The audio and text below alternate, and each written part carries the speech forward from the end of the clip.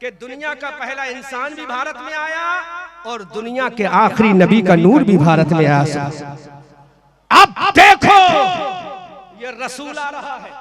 आज एक ना सीरत नबी कॉन्फ्रेंस है ना, लो सुनो, टिरकों पे लिखा देखोगे बेटी बचाओ बेटी पढ़ाओ, दीवारों पे लिखा देखोगे कि शिक्षा इज एवरीथिंग, दीवारों पे लिखा देखोगे बेटी बचाओ बेटी पढ़ाओ, दीवारों पे लिखा देखोगे कि नारी की इज्जत करो, औरतों की इज्जत करो। हमारे चीफ मिनिस्टर ने औरतों की इज्जत के लिए हेल्पलाइन नंबर जारी कर दिए हैं। अगर किसी औरत को सताया जाए तो डायरेक्ट मुख्यमंत्री जी से बात की जाएगी। लेकिन मुसलमानों, अपने नबी की जिंदगी में झांक कर देखो, अपने प्रॉफिट के किरदार में झांक कर देखो, अपने रसूल के कैरेक्टर में झांक कर देखो, अपने रसूल की सीरत में झांक कर देखो। आज नारा दिया जाता है बेटी बचाओ बेटी पढ़ाओ। जब मेरा नबी धरती पर नहीं आया था, आमना का लाल इस जमीन पर नहीं आया था, मोहम्मदुर रसूलुल्लाह की जब आमद पाक नहीं हुई थी, यही जमीन थी, अरब की सरजमीन है। अरब के लोग अगर उनके घर में लड़की की पैदाइश होती तो बाप अपने हाथ से लड़की को जिंदा कब्र में दबा दिया करता था। लड़की आखिरी सांसें लिया करती थी, आहो बुका करती थी। एक जालिम बाप अपनी बेटी को जिंदा कब्र में दबाया करता था। बेटी अपने बाप से कहती थी अब्बा जान अगर मुझे खाना ना दो तो मत देना, नया कपड़ा ना दो तो मत देना, लेकिन मुझे जिंदगी जीने के लिए तौफीक तो दे दो। मेरे बाबा जान मुझे जिंदगी तो जीने दो। लेकिन ये अरब का दस्तूर था, कोई भी इंसान अपनी लड़की को जिंदा देखना गवारा नहीं करता था। यही हिंदुस्तान था जहां मां शौहर की चिता पर औरत को अपने आप को जलना पड़ता था, जिसको सत्ती का कहा जाता था। औरत को जिंदा जलना पड़ता था शौहर की चिता पर के साथ। मक्का की धरती पर लड़कियों को जिंदा दफन किया जाता था। लेकिन जब आमना का लाल आ गया, हबीबे परवरदिगार आ गया, रहमतुल लिल आलमीन आ गया, तो मेरे नबी ने ऐलान कर दिया, ऐ लड़कियों को दफन करने वालों, ऐ लड़कियों को रजील समझने वालों, ऐ लड़कियों को मारने वालों, ऐ लड़कियों को जिंदा कब्र में दबाने वालों, सुन लो, आज से लड़की को जिंदा दबाया नहीं जाएगा।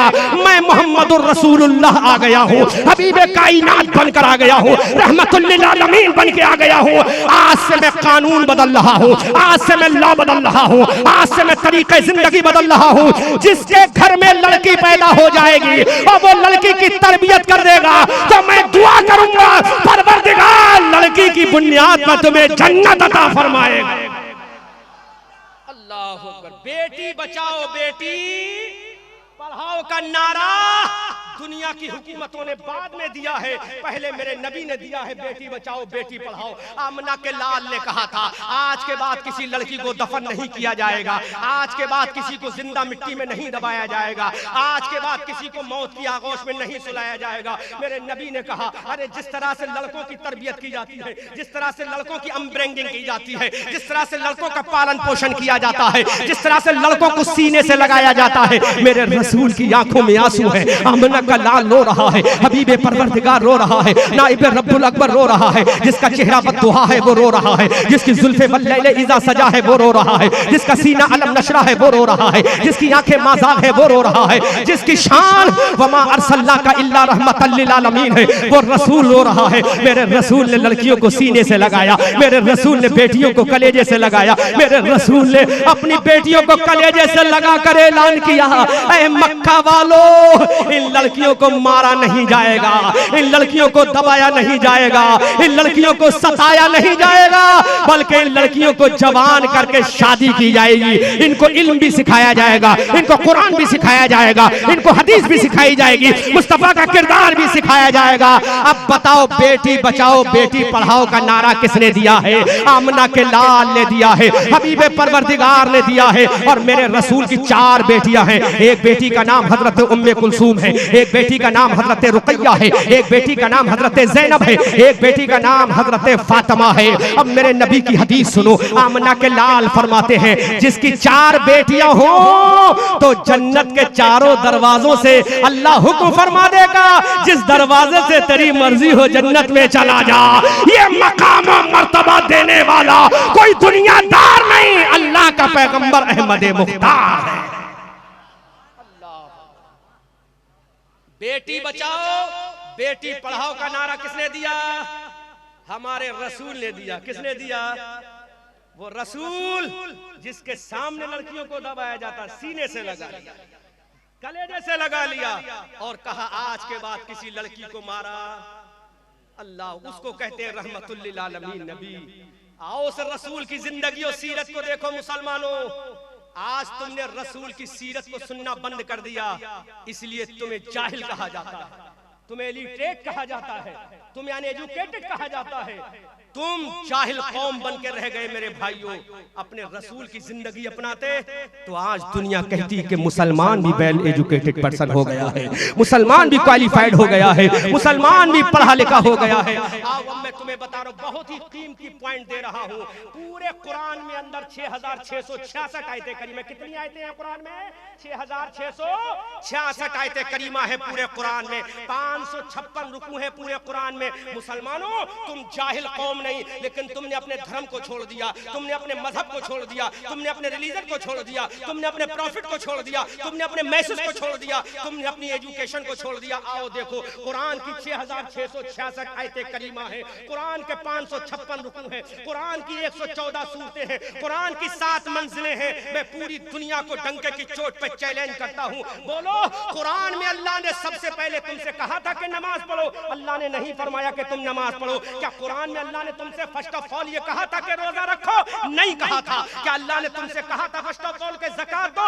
नहीं कहा था। क्या अल्लाह ने तुमसे ये कहा था अपना माल अल्लाह की राह में कुर्बान करो? नहीं कहा था। कुरान की 6666 आयतें करीमा में कोई माई का लाल नहीं बता सकता कि अल्लाह ने फरमाया हो you will have to pay नमाज first of all, you will have to pay हज first of all, you will have to pay give the ज़कात any how in your life in the first of all. पूरे कुरान में कहीं नहीं मिलेगा। ज़कात का हुक्म बाद में आया है, रोजे का हुक्म बाद में आया है, नमाज का हुक्म बाद में आया है। मुसलमानों इस्तकबाल करना, वेलकम करना, स्वागत करना जुमले का।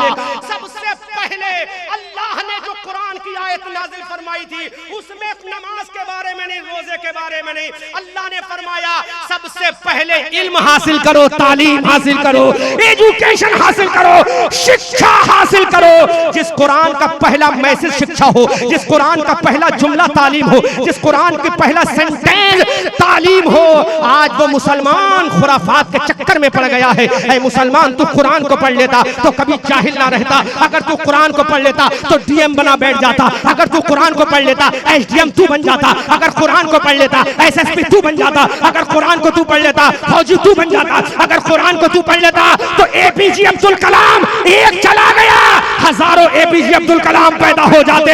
अगर तू कुरान को पढ़ लेता एक अब्दुल हमीद चला गया, हजारों अब्दुल हमीद पैदा हो जाते। अगर तू कुरान को पढ़ लेता तो कभी फखरुद्दीन अली अहमद बन जाता, कभी तू जाकिर हुसैन बन जाता। लेकिन तूने कुरान को छोड़ दिया, दुनिया ने तुझे जाहिल कह दिया।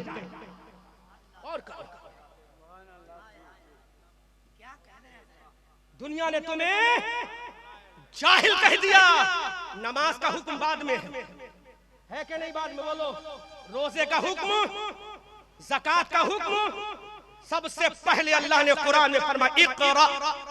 क्या फरमाया? पढ़। तो जिस मजहब की शुरुआत तालीम से हुई हो, जिस मजहब की शुरुआत, जोर से बोलो ना यार, जिस मजहब की शुरुआत तालीम से हुई हो उसी मजहब का फॉलोअर जाहिल रह जाए। अब बोलो तुम्हें अपने नसीबे पर रोना चाहिए, हंसना चाहिए? इस जलसा कराने से कोई फायदा नहीं होगा, अहमद रजा मंजरी को बुलाने से कोई फायदा नहीं होगा। कायम करो मदरसे, कायम करो स्कूल और कॉलेज। जब तुम पढ़ोगे तो फिर कहोगे कुरान तालीम का ऑर्डर देना तेरा काम था, एपीजे अब्दुल कलाम बन के दिखाना हमारा काम था। एपीजे अब्दुल कलाम कौन था? मीज़ाइन मैन, भारत का बहुत बड़ा वैज्ञानिक, जिसने भारत को वो शक्ति प्रदान कर दी कि आज दुनिया सलाम कर रही है भारत को। जिस मुल्क में गए एपीजे अब्दुल कलाम, दुनिया ने उनको सलूट मारा। क्या वो मुसलमान नहीं थे? क्या वजह थी? उन्होंने कुरान के टर्निंग पॉइंट को पढ़ लिया था कि कुरान सबसे पहले टारगेट तालीम को करता है। लेकिन आज तुम कहते हो तालीम नहीं, नौकरी नहीं मिलती। अरे नौकरी का क्या करोगे? तालीम कभी नौकरी के लिए नहीं की जाती है, तालीम हुकूमत करने के लिए हासिल की जाती है।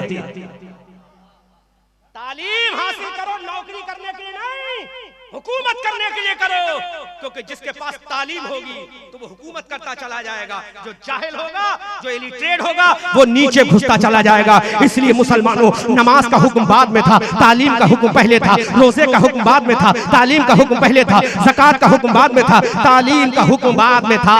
ये जलसे जुलूस का हुक्म बाद में था, तालीम का हुक्म पहले था। कितनी तालीम गाहें हमने बनाई, कितने मदरसे, स्कूल, कॉलेज बनाए, कितनी यूनिवर्सिटियां बनाई।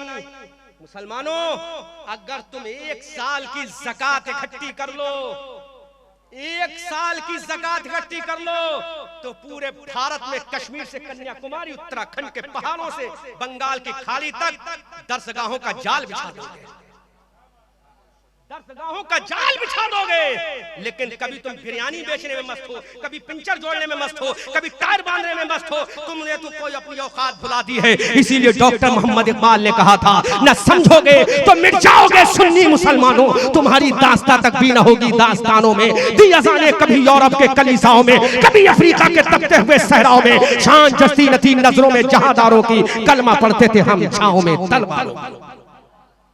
ये रसूल की सीरत, ये रसूल का किरदार है, कैरेक्टर है, रसूल का एटीट्यूड है, रसूल का अखलाक है।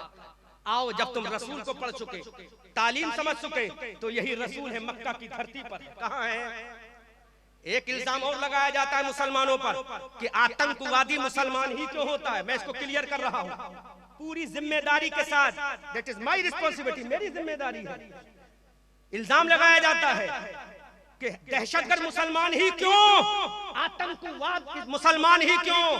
तो पहले तो ये समझ लो, आतंकवाद का और इस्लाम का कोई ताल्लुक नहीं। सीरत नबी सजा रहे हो ना, तो नबी की सीरत को झांक के देखोगे नहीं देखोगे? सामने वाले को क्या जल बताओगे हम फातिहा दिलाते हैं इसलिए मुसलमान है, चादर चढ़ाते हैं ये मुसलमान है, डांस करते हैं ये मुसलमान है? कोई तुम्हारी बात मानेगा? रसूल का किरदार बयान करोगे तो मुसलमान समझेगा।